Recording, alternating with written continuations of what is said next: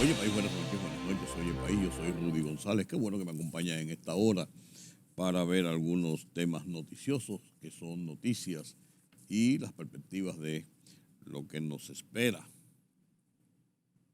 en las próximas horas. No porque tenga una varita mágica, sino porque uno va viendo el panorama. El caso del cólera sigue siendo un motivo de preocupación.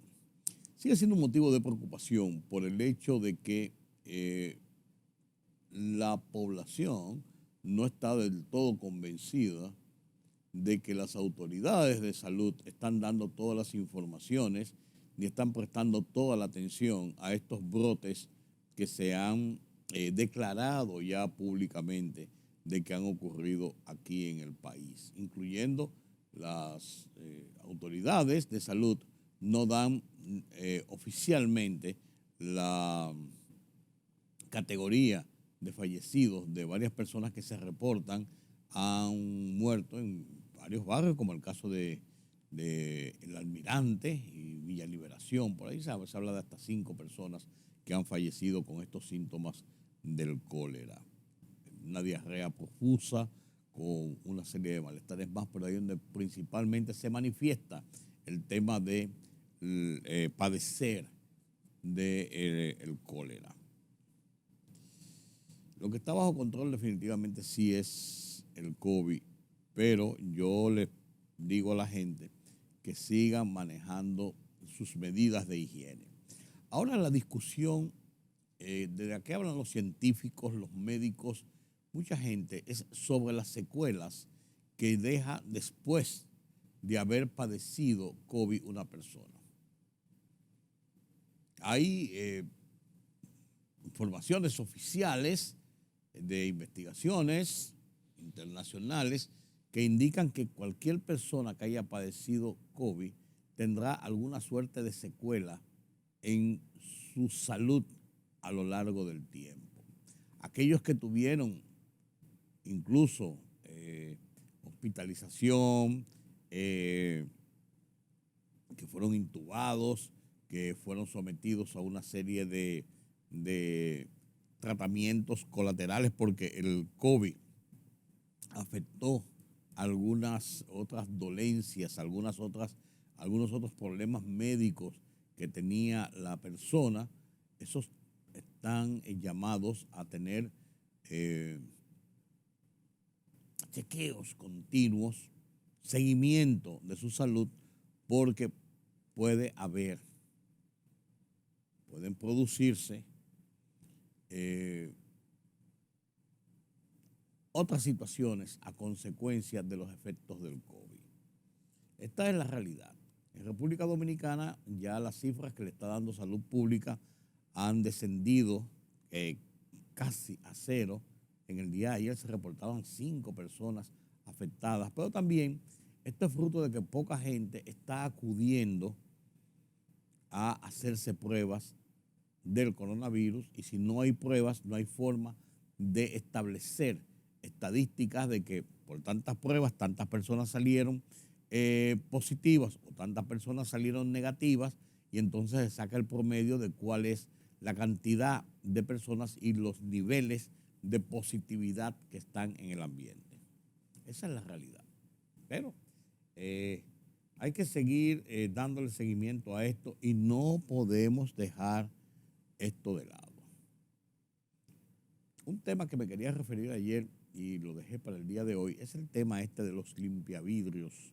Las personas que están en las calles, en las intersecciones, no solamente los limpiavidrios, sino también otras personas que están en las calles y que perturban a los conductores de vehículos de motor y llegan al punto hasta de la agresión, el insulto, ataques a los vehículos, porque quieren obligar a que le den el pago por haberle limpiado el vidrio, a veces con un agua sucia, y son insolentes, no respetan que la gente le diga sencillamente, no quiero que me limpies el vidrio, cuando alguno pregunta.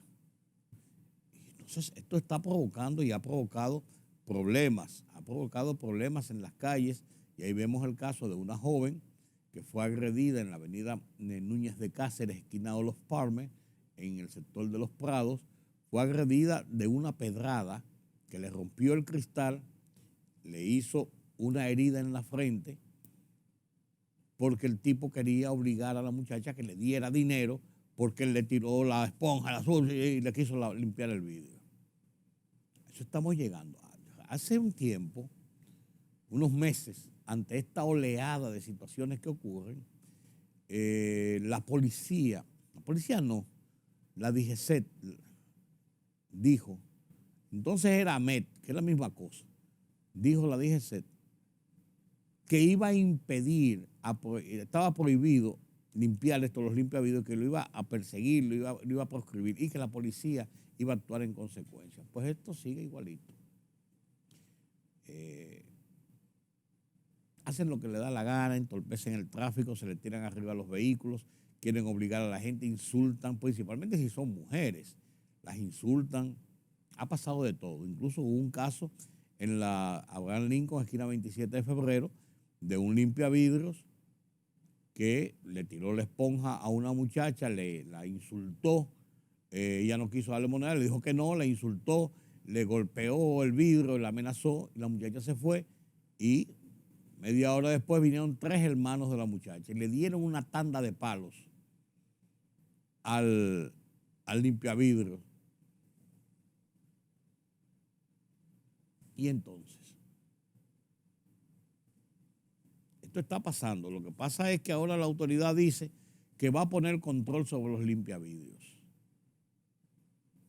¿A quién le corresponde esto? A la DGCET, a la policía, al ayuntamiento, ¿a quién? Pero algo hay que hacer. La gente no tiene por qué estar sometida a los abusos, las amenazas, las agresiones de esta gente en las calles.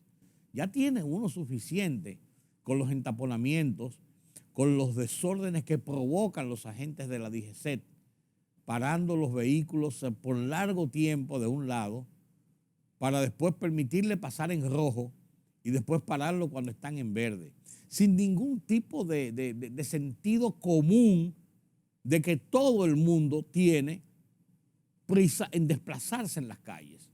Simplemente pasan y le dan uno. Y si viene un funcionario todavía de tercera categoría, porque todo el mundo anda con las luces estas, rojas y azules, y si viene con un motorista y uno de seguridad detrás, ni se diga, paran el tráfico y limpian un lado para que esa persona pueda pasar, porque esa persona no puede llegar tarde a ningún sitio.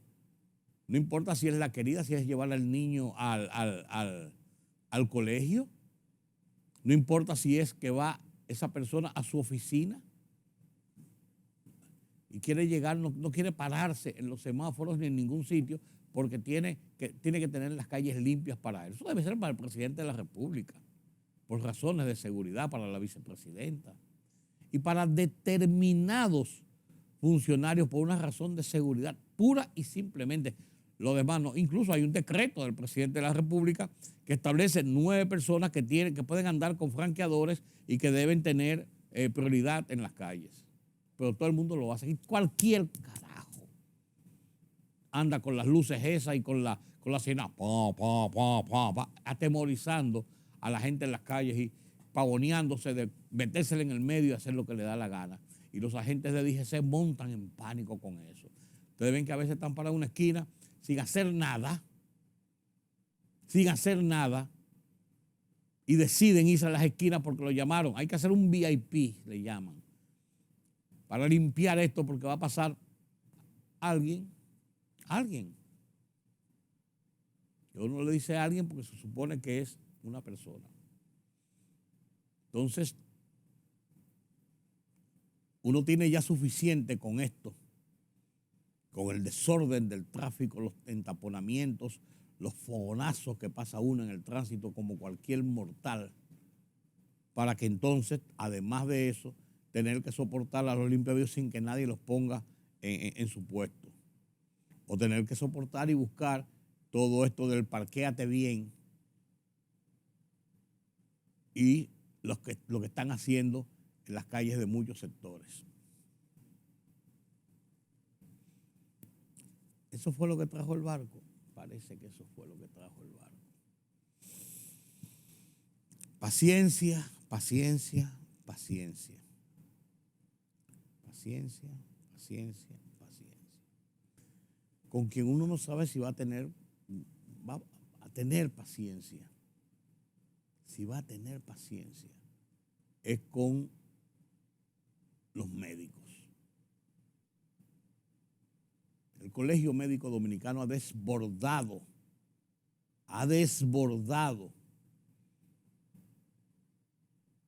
los grados de presiones contra la sociedad dominicana. Ahora han anunciado que jueves y viernes van a cerrar todo tipo de recepción de pacientes que vayan a los consultorios con cualquier tipo de seguro de una ARS.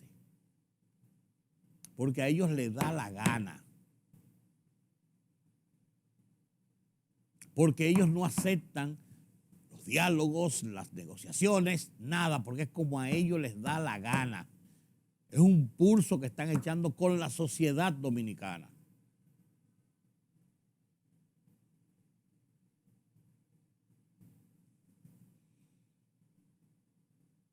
El Consejo Nacional de la Seguridad Social emitió una resolución haciendo unos aumentos hace 2 semanas para los médicos en diferentes escalas y diferentes áreas donde se desarrollan, donde se desenvuelven en su ejercicio, de cara a lo que le pagan los seguros. Si usted no está de acuerdo con eso, siga en las negociaciones y siga pulseando para llegar a otros niveles que usted, pero ellos no aceptan, satanizaron la decisión, le dijeron de todo a las autoridades y arreciaron sus presiones sobre los pacientes y sobre los enfermos. Y ahora anuncian paro total. Y la idea es esa. Ahora, ¿dónde está el gobierno? ¿Dónde están las autoridades? Definitivamente ellos están provocando un enfrentamiento con el gobierno. Pues si eso es lo que están buscando, el gobierno va a estar en la obligación y tiene que estar en la obligación y debe ser una exigencia de la sociedad para garantizar la salud de la gente. Eso es constitucional. Estos tipos no pueden seguir haciendo lo que les da la gana. Paran hospitales, trabajan las horas que les da la gana, tratan como le da la gana a los pacientes y ahora para colmo, para ponerle la gota que le faltaba al vaso, la fresa sobre el helado, decidieron ninguna ARS y va a paralizar todas jueves y viernes para calentar a ver cómo seguimos y qué hacemos. Porque ellos se creen que tienen licencia para hacer lo que les da la gana. Pero ¿dónde están las autoridades? Hasta ahora el gobierno y las autoridades han jugado un papel importante, han sido mediadores entre el tema de las ARS y el Colegio Médico Dominicano. Muchos médicos, según lo que yo tengo información, están tomando los seguros porque tienen pacientes con los que han entablado incluso una relación de seguimiento de problemas de su salud por mucho tiempo y tienen pacientes que le dan seguimiento y toman los seguros. Pues es sabido que muchos de ellos han recibido llamadas y han recibido amenazas y llamadas de que deja eso, amenazas, puede tener consecuencias más allá de eso que estás haciendo. A ese colmo, a ese punto han llegado las presiones de los médicos. Y las clínicas, la gente anda aquí jugando una doble baraja. Sí, nosotros estamos de acuerdo, nosotros aceptamos esto, pero estamos de acuerdo con aquello, pero también siguen con la misma presioncita porque están buscando colarse también dentro del negocio que tienen de las clínicas privadas, porque es un negocio, estamos claros, a donde le llaman clientes a los pacientes, a los enfermos. Están jugando a ese doble juego para salir gananciosos de alguna cosa. De alguna cosa. ¿Quién le pondrá el cascabel al gato? Definitivamente alguien tiene que ponerle el cascabel al gato. Esto no puede continuar de la forma como está avanzando, como está caminando. Yo creo que el momento amerita una acción del gobierno en favor de las garantías que le manda la Constitución de que la sociedad reciba, la población, la gente, sea cual que sea su nivel, reciba las garantías de los servicios de salud, porque eso establece la Constitución y ese es el mandato al gobierno, al presidente, a las autoridades. No podemos seguir con que este señor, grosero de por sí, con el que no se puede hablar porque es un grosero, y ni siquiera, bueno, viene él de la misma escuela de Waldo Ariel Suero. Viven como aburridos, amargados contra la sociedad, contra el mundo, echándole peste y maldiciones a cualquiera. Eso no puede ser. Eso es un gremio médico que lógicamente debe luchar por los beneficios de los médicos, pero no en perjuicio de una forma irracional contra la sociedad a la que le sirven.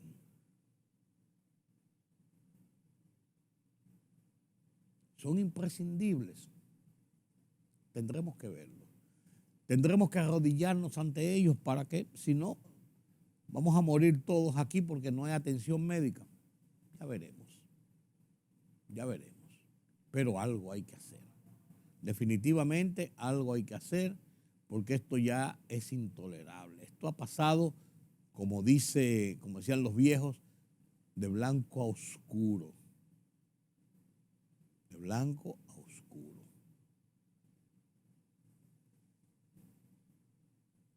Ya veremos.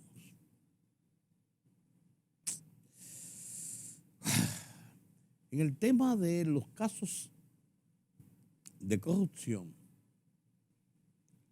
en noviembre, 29 de noviembre, para ser más exactos, del 2020, apenas septiembre, octubre, noviembre, 3 meses y unos días después de haber asumido las nuevas autoridades gubernamentales y, por ende, las nuevas autoridades de la persecución contra el delito, la Procuraduría General de la República, del PECCA, la Procuraduría Adjunta de Lucha contra la Corrupción Administrativa, abrieron los casos contra la corrupción, denominado caso Antipulpo. Una veintena de personas arrestadas, allanamientos, medidas de coerción, 18 meses a muchos de ellos de prisión en lo que se montaba un expediente.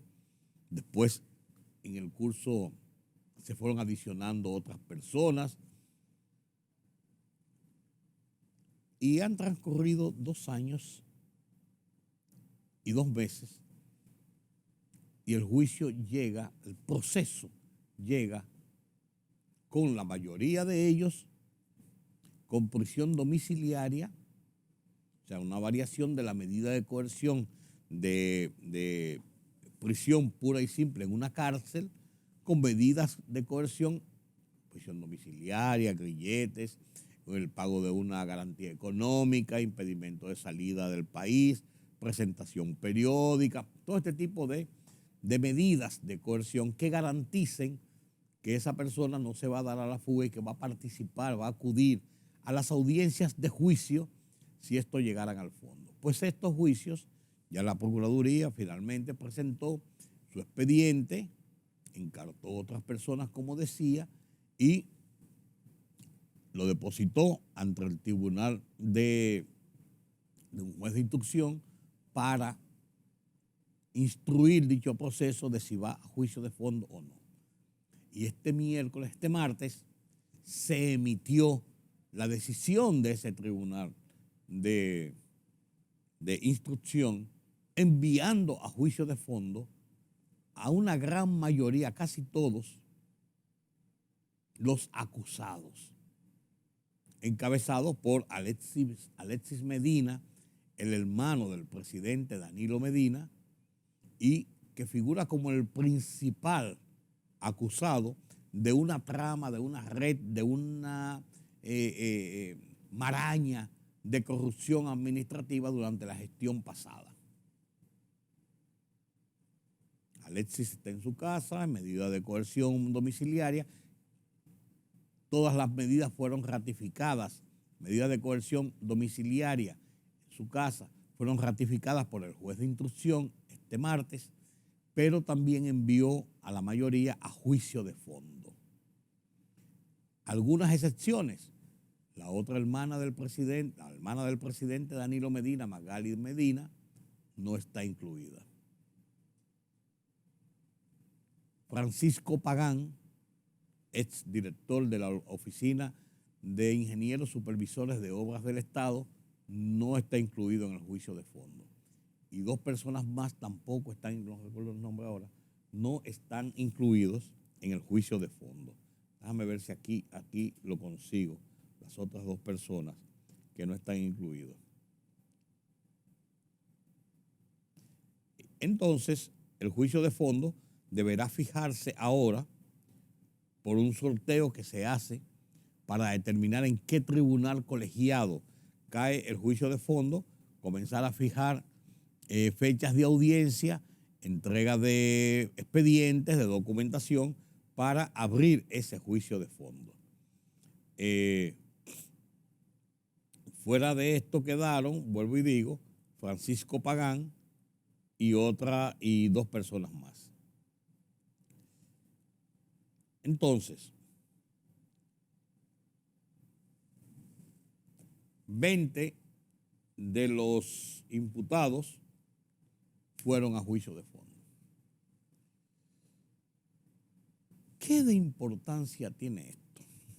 La importancia de esto es que los procesos comienzan a movilizarse hacia un juicio de fondo donde se determinará la culpabilidad o inocencia de las personas inculpadas por la autoridad persecutora del delito.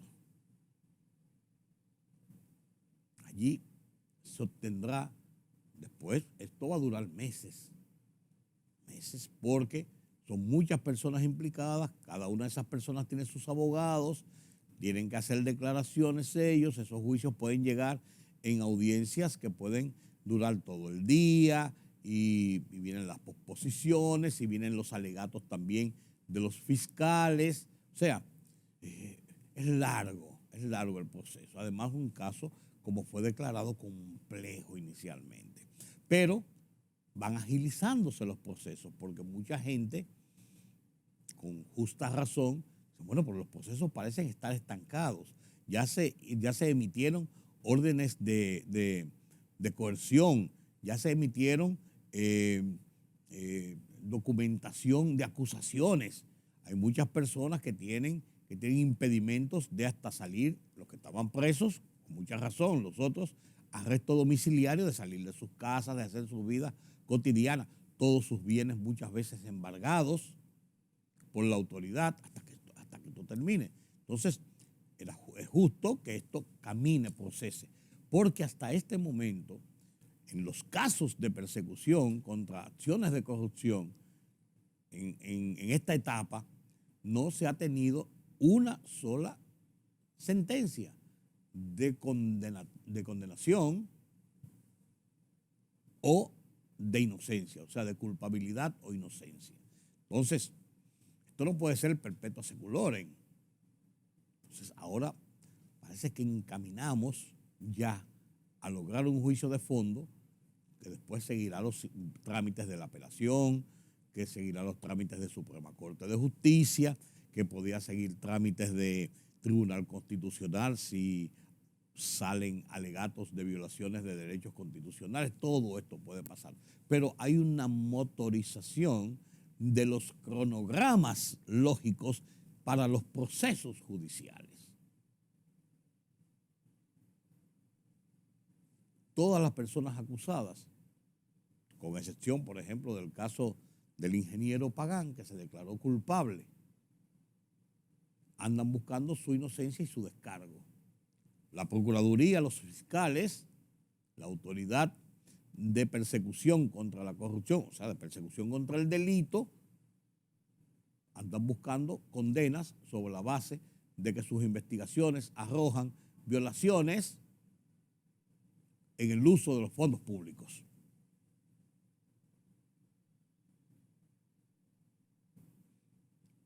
Parece ser, por lo que se ha dicho, que con Francisco Pagán y otras 2 personas va a haber en estos días una sentencia ya en el entorno del acuerdo a que llegaron estos imputados, estos acusados y la autoridad persecutora del delito.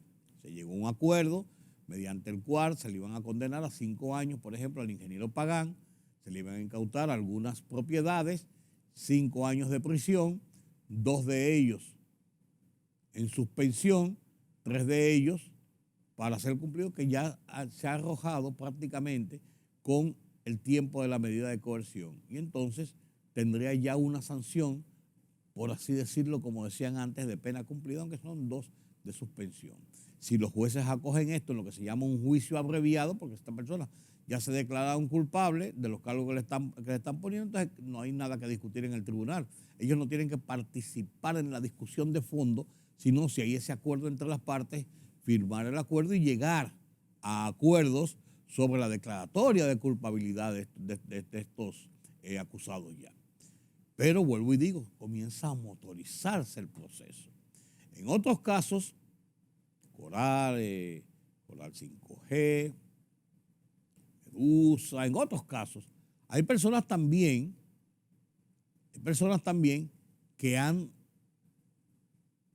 dado informaciones a la fiscalía, a los fiscales, a la parte persecutora, y han llegado a acuerdos que de seguro van a correr el mismo camino de declaratoria de culpabilidad, juicios abreviados y una sentencia condenatoria, muy por debajo de lo que se pide sobre los otros inculpados.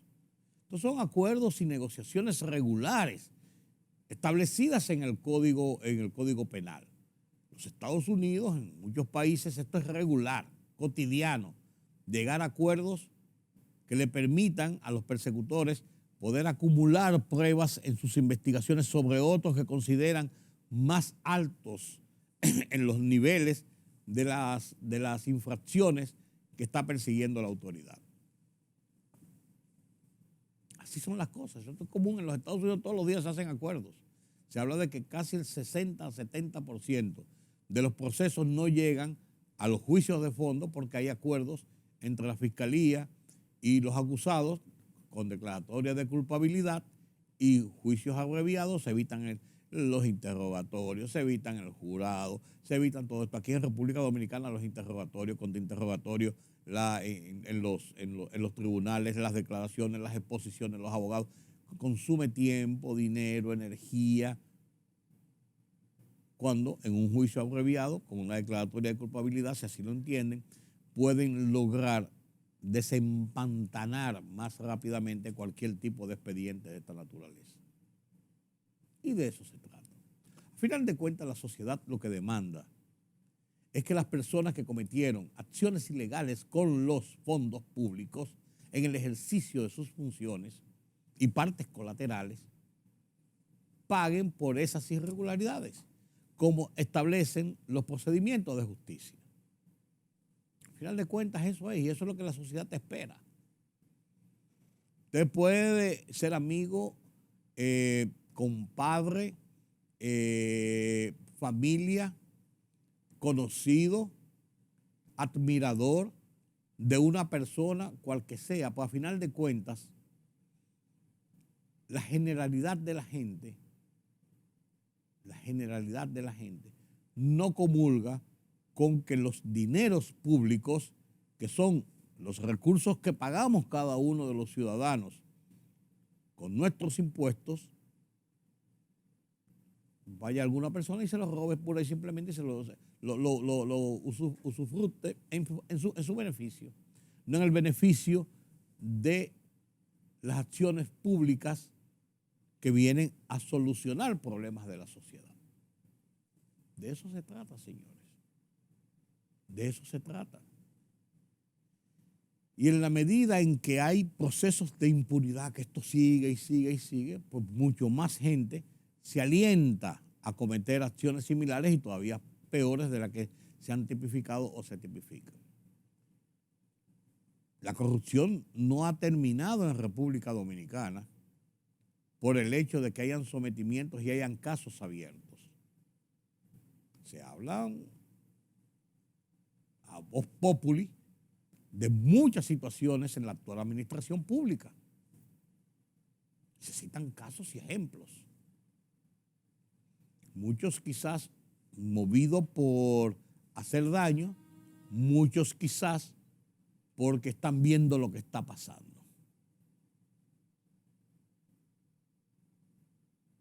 Pero la impunidad, a final de cuentas, motiva e incentiva con mucho más apertura, mucho más profusamente, la repetición, la multiplicación de esos hechos. Entonces, la gente dice, a algún punto debemos llegar en que esta cadena se corte. En que esta cadena se corte. La sociedad ha apostado a Miriam Germán, a Jenny Berenice Reynoso y a Wilson Camacho, las tres cabezas de la Procuraduría General de la República, de la lucha contra la persecución, en la lucha en persecución de la corrupción administrativa y la persecución del delito. Las tres figuras. La gente ha apostado a eso y ha resaltado los dotes de esas tres figuras como tres personas honestas, como tres personas capacitadas, como tres personas idóneas para esa ejecución. Y lo ha hecho el gobierno, la persona del propio presidente de la República. El primer decreto que dio el presidente al asumir su mandato, el 16 de agosto del 2020, no fue el nombramiento del gabinete, que es lo que se estila, fue el nombramiento de los funcionarios de persecución del delito, Miriam Germán y Jenny Berenice. Y después vino el decreto del gabinete. Y ha proclamado el propio presidente reiterada vez que tiene un compromiso de lucha contra la corrupción y la impunidad. Y sabe que esta lucha en favor de que tenga resultados positivos es una garantía mayor o mejor para la transparencia en su administración. De eso se trata. En resumen, caso Pulpo a juicio de fondo, vendrán las sentencias de los juicios abreviados y tendremos las primeras sentencias definitivas o decisivas del primero de los casos de corrupción que estrenaron la administración de esta gestión en la parte de la justicia encarnada en la Procuraduría General de la República y la lucha contra el delito y la corrupción administrativa. Permítame la pausa.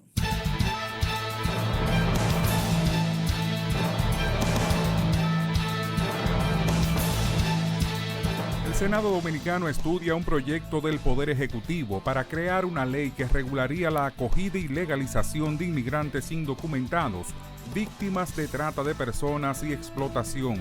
Según reportan medios de prensa, el mismo gestionaría la permanencia regular de dichas víctimas en el país. luego de que se realicen los trámites necesarios para obtener permisos migratorios y de residencia. También podrían gestionar permisos de trabajo, así como cualquier otro que les sea necesario ante las instituciones estatales correspondientes. El Ministerio Público solicitó apertura a juicio en contra del mayor general Adán Cáceres Silvestre y los demás acusados de integrar una supuesta red de corrupción administrativa desmantelada con las operaciones Coral y Coral 5G. El órgano hizo la solicitud al presentar sus conclusiones ante la jueza Yanivet Rivas Méndez del Sexto Juzgado de la Instrucción del Distrito Nacional durante la continuación de la audiencia preliminar del proceso, donde se decidirá si los imputados van o no a juicio. El Colegio Médico Dominicano y sus sociedades médicas especializadas anunciaron un paro nacional de todas las ARS. El presidente del Colegio Médico Dominicano, Zenén Cava, dijo que la paralización de todos los servicios de salud contra las ARS, exceptuando la atención en las emergencias y pacientes en estado crítico, será el próximo jueves y viernes de esta semana. El Instituto Nacional de Formación y Capacitación del Magisterio, INAFOCAN, suspendió el proyecto de capacitación Bachilleres Bilingües Productivos, con el argumento de que no se inició en el tiempo previsto y tampoco estaba contemplado en el Plan Operativo Anual del 2022.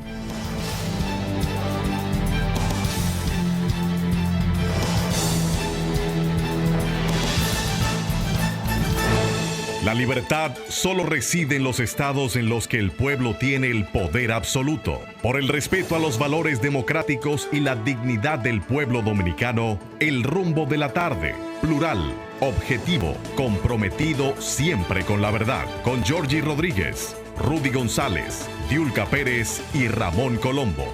Los poderosos ya están en el aire.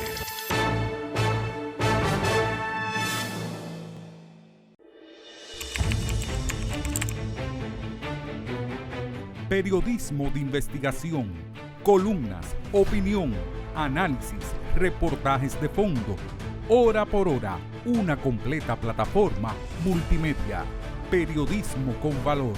Noticias horaporhora.com.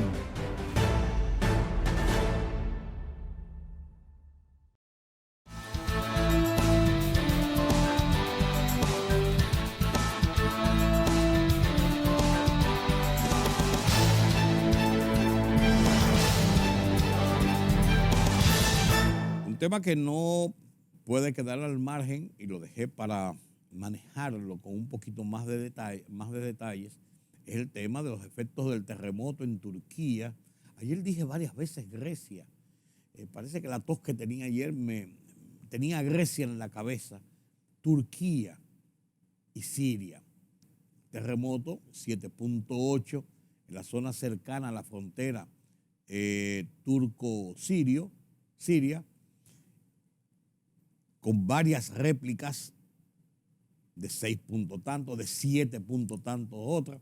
Y estaba viendo hoy en mi reloj de alarma sobre terremotos en el mundo, las alarmas. Señores, 1, 2, 3, 4, 5, 6, 7, 8. Tengo 8 notificaciones de terremotos, de temblores fuertes, por encima de los 5 grados, porque yo le pongo a esta alarma que me envíen las alarmas sobre los 5 grados, porque si no, estaría todo el tiempo, porque la Tierra tiembla a 2.1, 3.1, pero no son movimientos devastadores ni que provocan destrucción. Sobre 5 hay esa cantidad de réplicas en el día de hoy. O sea, la Tierra sigue temblando de manera fuerte en esa zona de Turquía, donde ya con la situación que han generado, que generó el terremoto y sus réplicas muy fuertes, ha dejado muchos edificios y edificaciones, carreteras muy débiles. Entonces un temblor de 5.6, 5.7 tiene la suficiente fuerza como para terminar de provocar que esas construcciones, que esas carreteras, por ejemplo, que se han abierto muchas carreteras muy debilitadas, entonces también colapsen. Ya son más de 5.500 los muertos y siguen buscando gente y contando heridos y muertos y rescatando personas debajo de los escombros. Se habla de más de 3.500 edificaciones que se derrumbaron o fueron afectadas seriamente por el terremoto y sus réplicas a lo largo de estos días. Deutsche Welle, la estación alemana de televisión, tiene un reportaje interesantísimo, se llama Terremoto Mortal, donde hay una serie de apreciaciones y en forma de reportaje periodístico de lo que está ocurriendo, lo que ocurrió y lo que está ocurriendo en los rescates, lo que encuentran dentro del movimiento de estos escombros allá en Turquía, principalmente. Lo comparto con ustedes a continuación.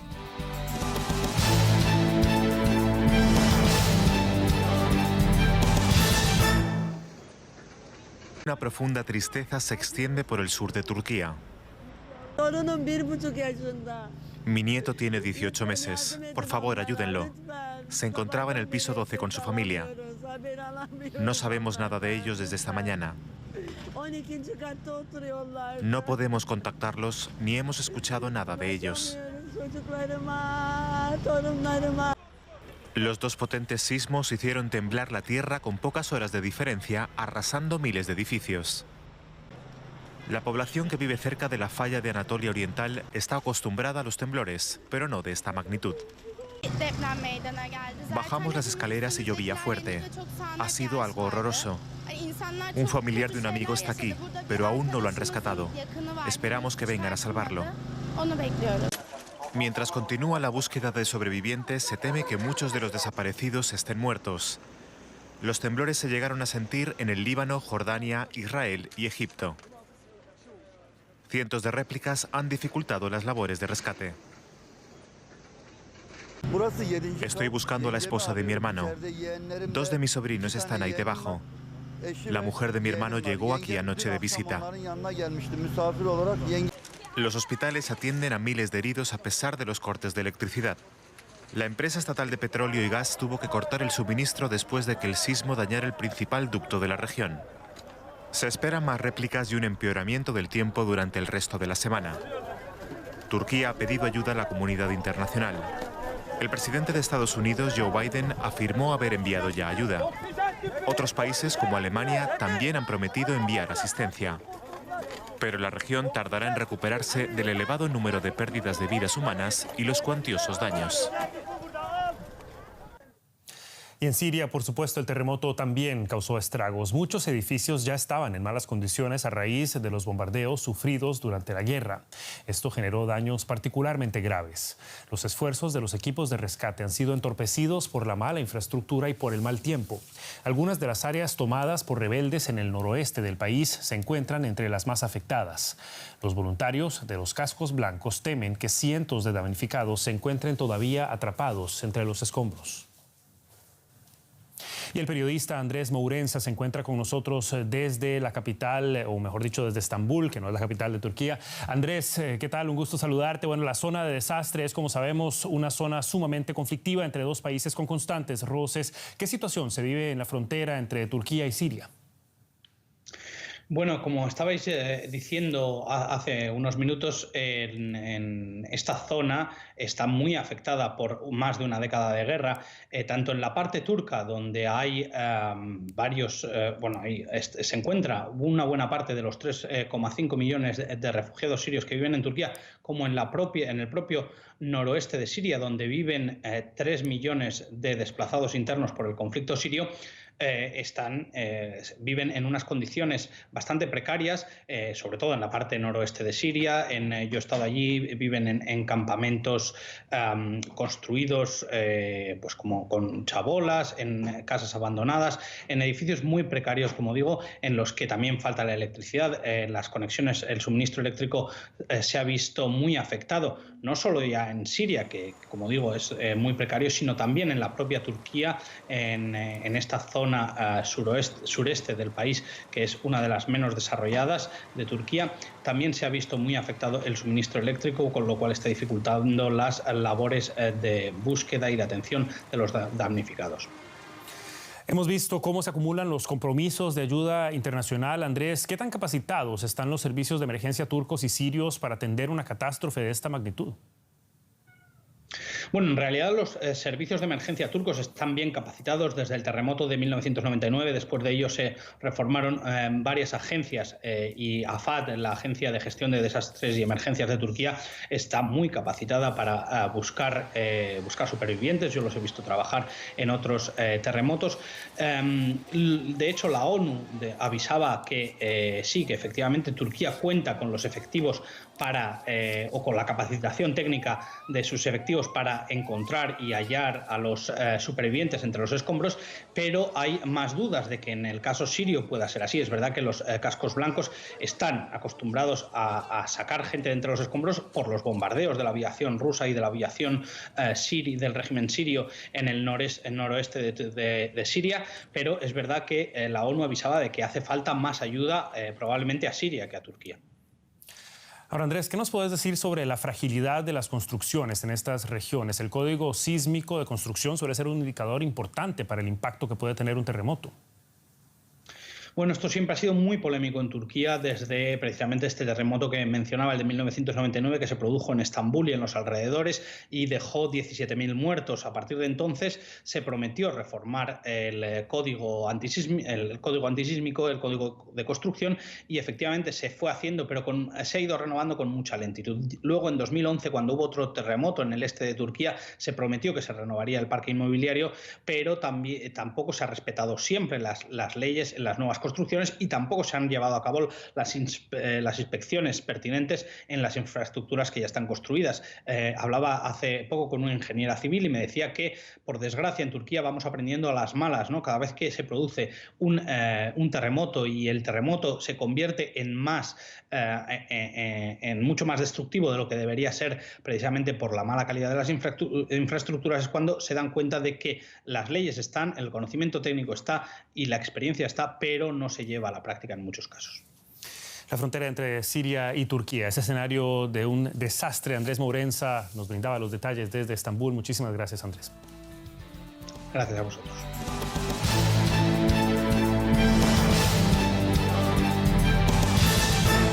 La libertad solo reside en los estados en los que el pueblo tiene el poder absoluto. Por el respeto a los valores democráticos y la dignidad del pueblo dominicano, El Rumbo de la Tarde, plural, objetivo, comprometido siempre con la verdad. Con Georgie Rodríguez, Rudy González, Diulca Pérez y Ramón Colombo. Los poderosos ya están en el aire.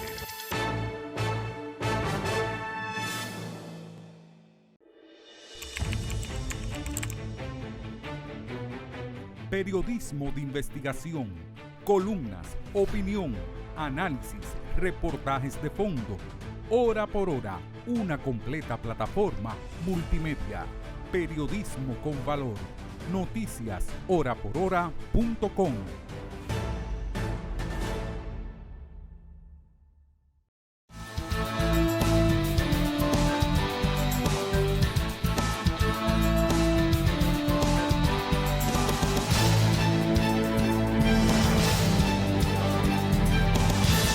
El tema del globo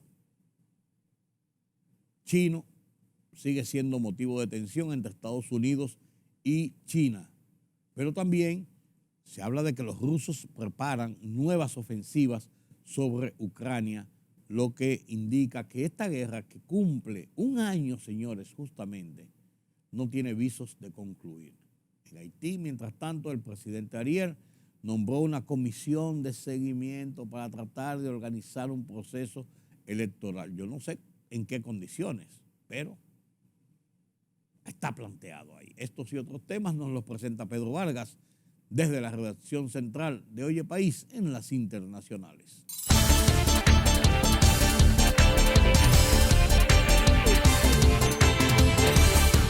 El balance de víctimas mortales a causa de los terremotos registrados este lunes en el sur de Turquía, cerca de la frontera con Siria, ha ascendido a más de 5.000 según los últimos balances oficiales, que incluyen cerca de 3.500 fallecidos en territorio turco. El gobierno turco declaró 3 meses de estado de emergencia en las 10 provincias afectadas este lunes por los 2 fuertes terremotos que han dejado ya al menos 3.549 personas fallecidas y 22 heridos en el país. Estados Unidos recuperó los primeros restos del globo chino derribado, informó un portavoz de la Casa Blanca, que descarta devolvérselos a China. Los equipos desplegados frente a las costas de Carolina del Sur, en el sureste, recuperaron algunos restos de la superficie del mar, dijo a los periodistas John Kirby, portavoz del Consejo de Seguridad Nacional estadounidense. El alto mando del ejército norcoreano afirmó que va a expandir e intensificar los ejercicios militares para estar preparados para la guerra, informó la prensa estatal. El compromiso fue adoptado en una reunión encabezada por el líder Kim Jong-un y se efectuó luego de que Estados Unidos y Corea del Sur realizaron ejercicios aéreos conjuntos. El primer ministro de Haití designó formalmente un consejo de transición encargado de garantizar la celebración de las tan esperadas elecciones generales en un país sin instituciones elegidas democráticamente. Los 3 miembros del consejo son Caliste Fleuridor, de la Federación Protestante de Haití, que representará a la sociedad civil, Mirland de Manigat, profesora de Derecho y ex primera dama y candidata presidencial, que representará a los partidos políticos, y Laurent Saint-Cyr, presidente de la Cámara de Comercio de Haití, que representará al sector privado.